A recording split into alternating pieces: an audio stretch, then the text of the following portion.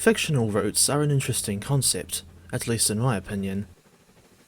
They allow route builders a good chance to express their creativity without being constrained by needing to be accurate to something in real life, and players can run all kinds of different rolling stock together, even if it would be completely unrealistic for certain units to meet in real life. Case in point, the Class 803 rubbing shoulders with the Class 456 and London and South Western Railway L11 Class 440.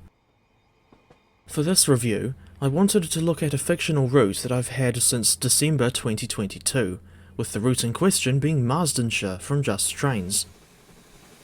To give you an idea of just how long my videos can take to come to fruition, I first started writing the script for this one at the end of May 2024, almost 2 years ago.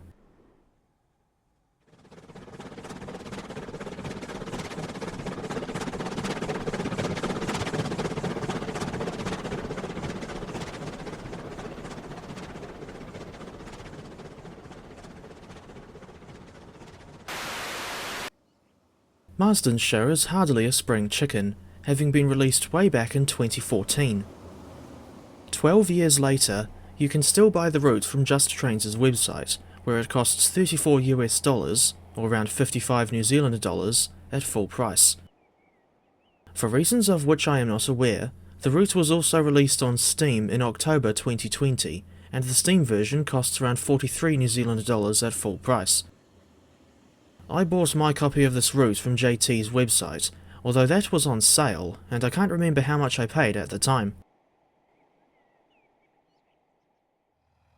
There are some fictional reskins included for the default Kuju era Class 166 Networker DMU and Class 43 HST models, as well as Just Trains' own Class 153 Sprinter. But aside from these short scenes for the video, I have never used the reskins out of personal preference. And it doesn't help that the Class 166 still doesn't have any kind of enhancements from Armstrong Powerhouse, while the HST reskin is not compatible with any AP enhancements, and JT's Class 153 is also getting long in the tooth these days. Here is the map. Where do you wish to go? This is a pretty big route with a total length of around 160 miles. There are 2 main lines, one of which is electrified, and there are numerous branch lines to boot. In my opinion, the strongest aspect of Marsdonshire is its sheer versatility, in terms of all the different services and motive power types you can run on it. In this case, I was using the London and North Eastern Railway J27 class from Caledonia Works. I generally like non-linear routes, and especially ones with as many branches as Marsdonshire, because they generally don't get boring anywhere near as quickly as the linear routes. Proceeds to stare at S-Bahn Central Schweiz and other annoyingly short TSW routes. In the case of Marsdonshire, you can run both passenger and freight services with whatever standard gauge British motive power you like, as long as it can handle the steep inclines and sharp curves. More on that later.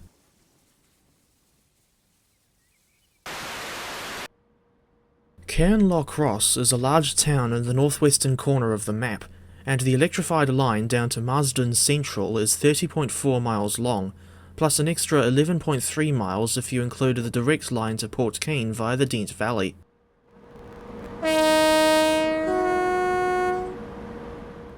This part of the route allows you to run electric multiple units like the Class 303, Class 318, Class 325, and Imitation Class 379, but in this case, I was using a Class 92 locomotive with some Mark II coaches.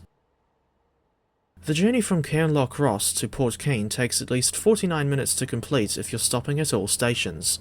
Said intermediate stops are Kirk Boswell, Invermure, Dragavan Airport, Clondothry, Marsden Central, and a Dent Valley racing circuit.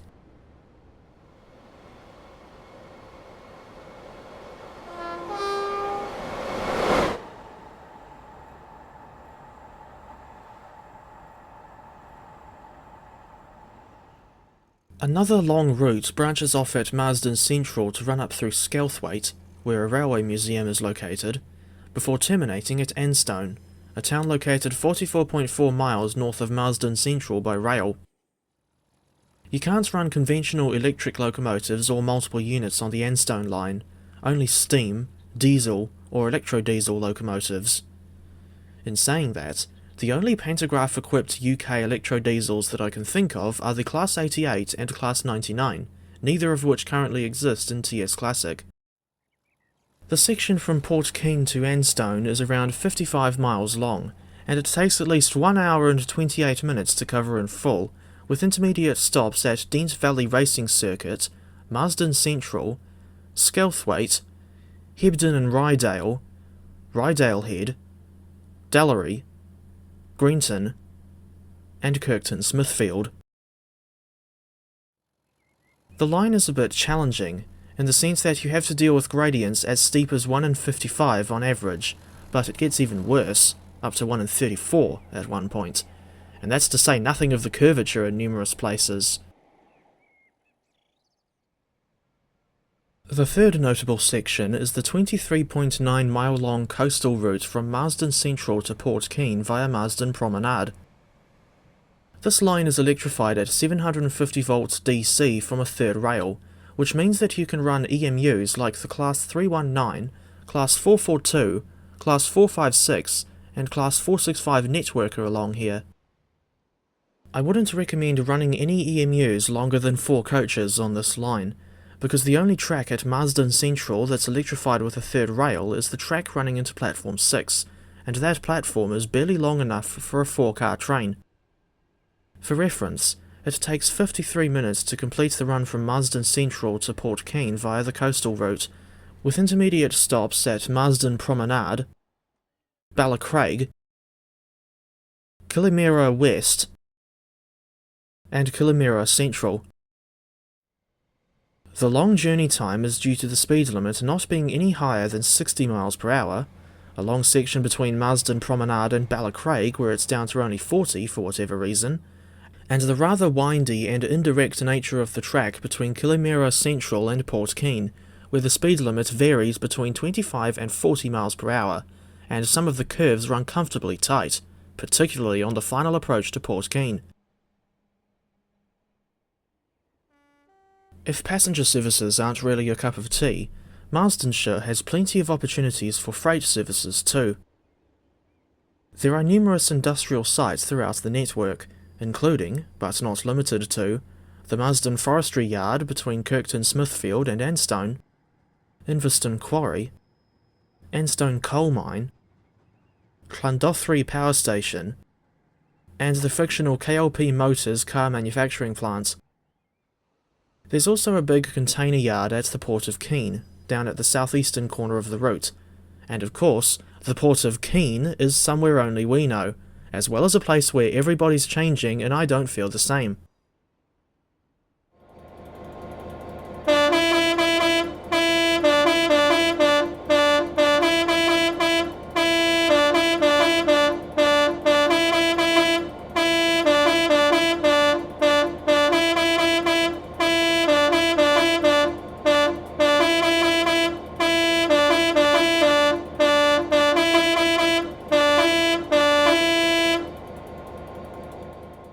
Thinking back to the KLP Motors plant, one of many freight services that you can run on this route is the car transfer from the factory, near Port Keen, over to the distribution centre between Kirk Boswell and Canlock Ross. Although the main line between these two yards is entirely electrified, the same cannot be said for the sidings at both ends, so you'll have to use a steam or diesel locomotive for this run. In this case, I was using a Class 67, and that tune I was trying to play earlier is the opening riff from Armageddon It, one of 3 Def Leppard songs that I like, the other 2 being Photograph and Hysteria.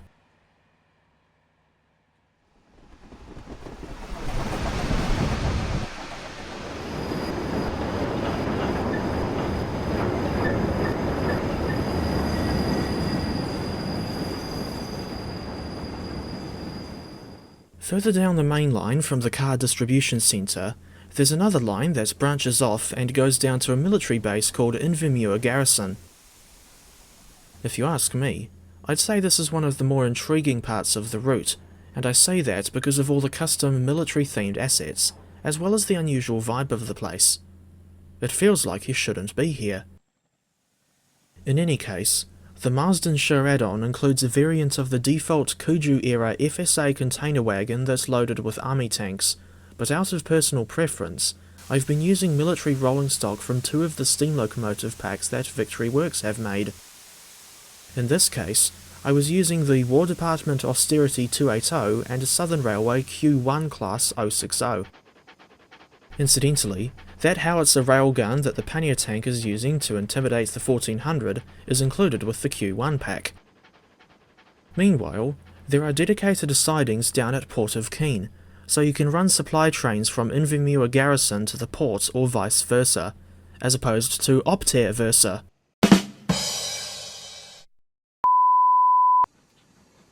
The last significant branch that I want to mention is the one that goes from Grenton Heritage Centre up to the bizarrely named Duntulm Pike, a distance of 13.7 miles by rail.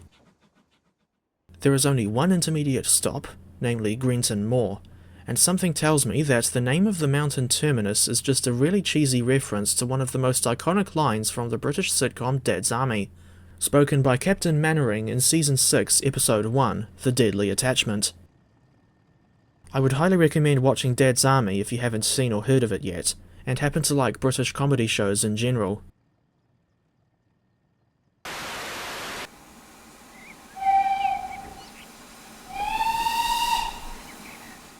Several sections on the Marsdonshire network look rather unconventional.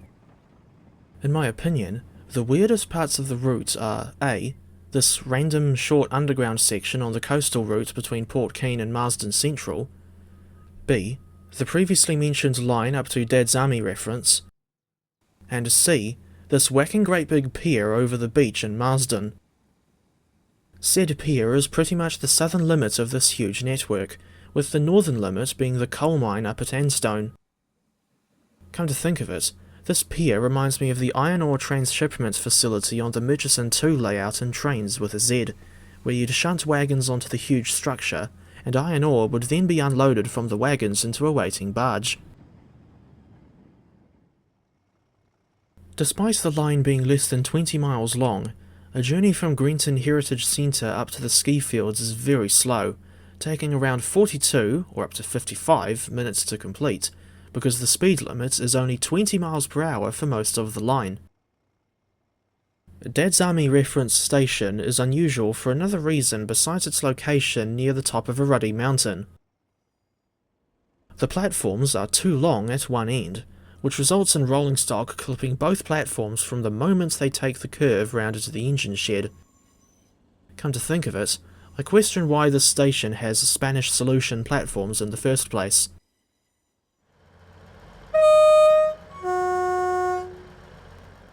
Another issue I have is with the track layout back down at Grenton.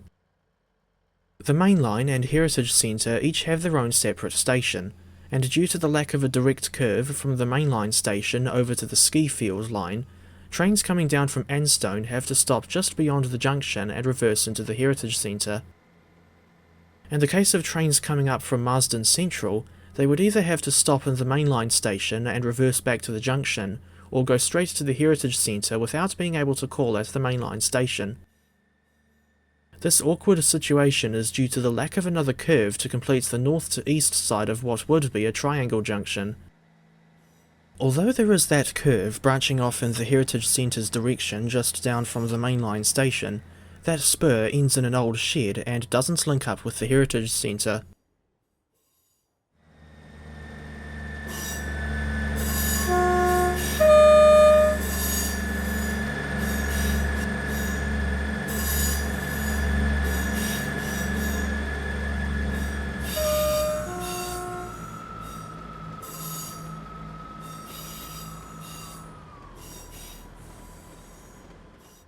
Despite the presence of large yards at Cairnlough Cross and the workshop just down from Marsden Central, neither yard appears to have any sidings that can accommodate electric trains, be they equipped to run under the wires or from a third rail.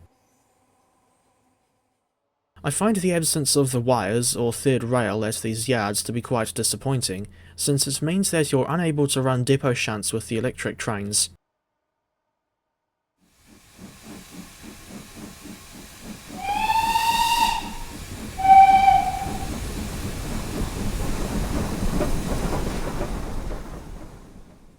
As I may have alluded to with all the comments about curves, my biggest issue with this route is the track laying.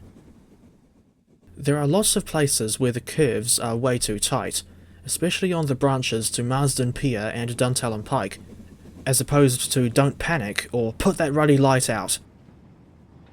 I'm surprised I was able to get a bullied Pacific round the forestry loop and a Class 800 down the line from the ski fields without them derailing. Meanwhile, the Grenton Heritage Centre is another instance of curves in the yard being very tight, to the point where they restrict the amount of different locomotives that you can run on the line up to the ski fields.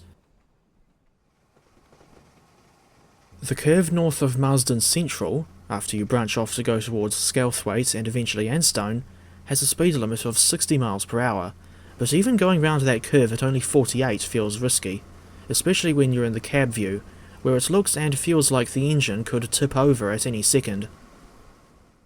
Some of the worst curvature I've noticed is between Port Keen and Killimera Central, on the third rail electric line that runs near the coast.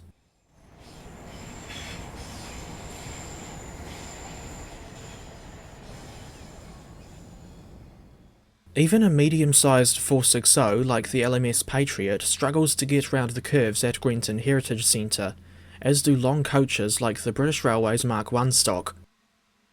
I remember trying out the mighty GWR 7200 class 282 tank in this yard, and found that she couldn't handle the curves at all without derailing. But I have found at least one steam locomotive in my collection that can handle the worst of Marsdonshire's sharp curves, besides the previously shown LMS Fowler 2P. The locomotive in question is the London and North Western Railway Greater Britain class. And in case you haven't heard of the Greater Britons before, yes, one of them really was painted in that cream and lavender livery. For comparison, here's another member of the class in what would have been their normal livery, known as Blackberry Black.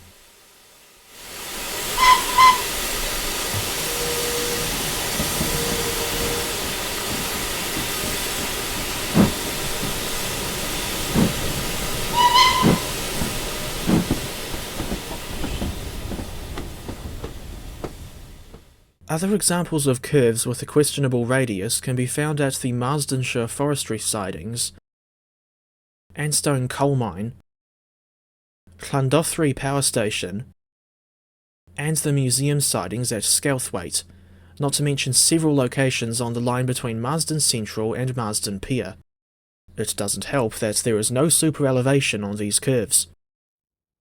As for any other issues that I noticed, there's the OHLE that glitches through the footbridge at Tregavan Airport Station, and numerous cases of floating track throughout the route, which I noticed more and more of as I explored it. To my eyes at least, the questionable track laying and noticeably dated scenery, in some places, are the most obvious indicators of this route's age, but to their credit, Just Trains have improved their craft in the years since they released Marsdonshire. At least if their Midland mainline route is anything to go by.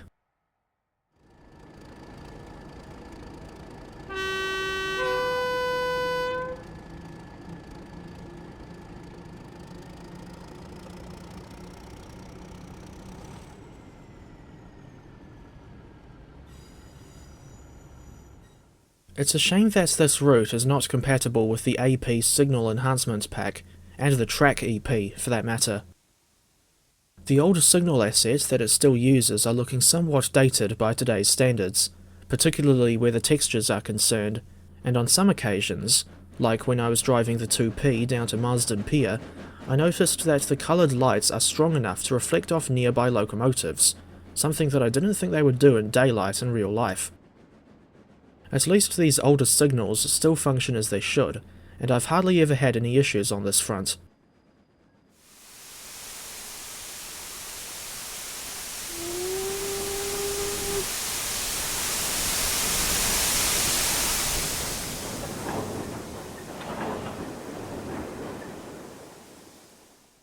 Something else that I want to point out is the route's lack of a defined terminus. In other words, a big dead-end station like London King's Cross.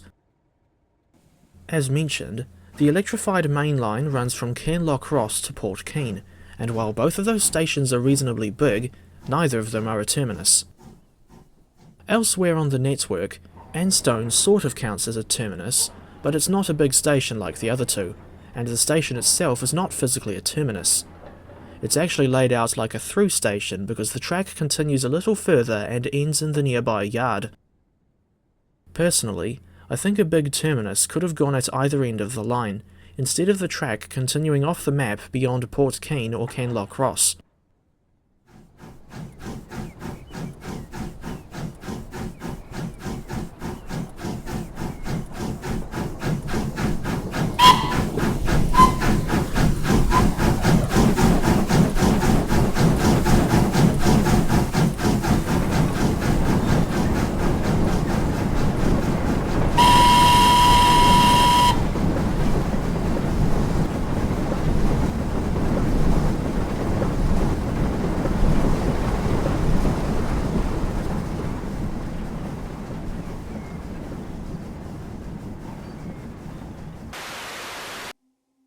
Despite the route's age, dated scenery, dated signal assets, and dodgy track laying in some places, I can still recommend Just Trains' Marsdonshire route to other TS Classic players, especially if they're just starting out with the game.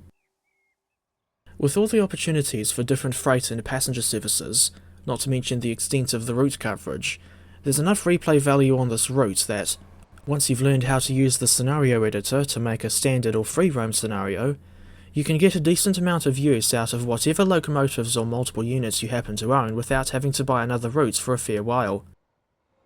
For reference, this particular EMU is the Class 318, and she's available from Armstrong Powerhouse, but, unfortunately, is not cheap. But at least this pack's not split up into 2 volumes like the similar looking Class 317.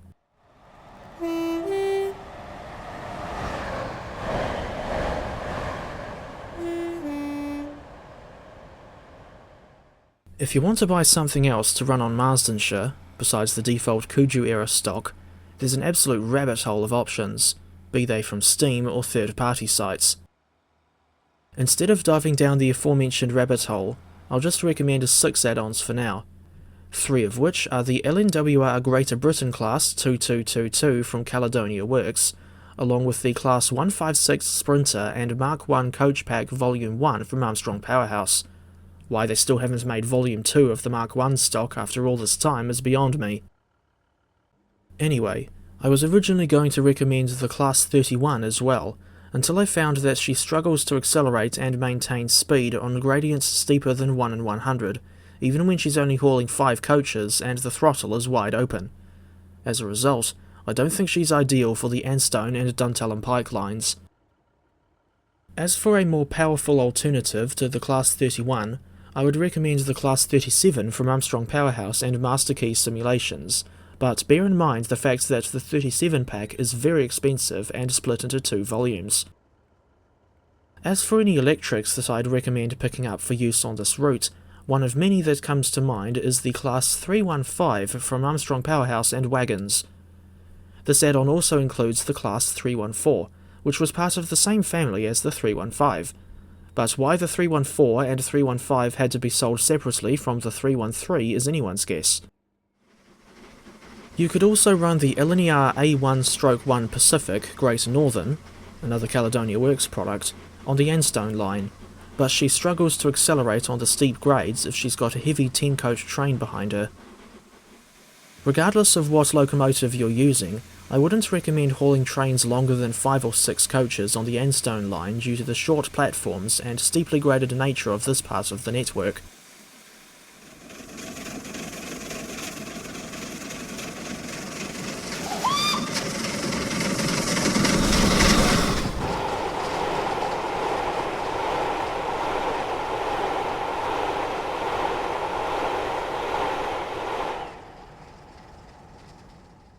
Going forward, I'll continue to occasionally use this route to record scenes from my videos, and run some EMUs, like the Class 315, without having to go through the tedium and hassle of making a scenario on a real route that would require a stupidly busy rail scene in order to be realistic. Case in point, Great Eastern Main Line, London to Ipswich. At the end of the day, I still like Marsdonshire as much as I do because of its sheer versatility, but due to the aforementioned dated scenery and dodgy track laying, I shouldn't give this route as high of a rating as I initially wanted to, so it gets a 6 out of 10. If you've stuck around to the end of the video, you win a receptionist who was formerly based in a Central American country. It's the Ecuador Man.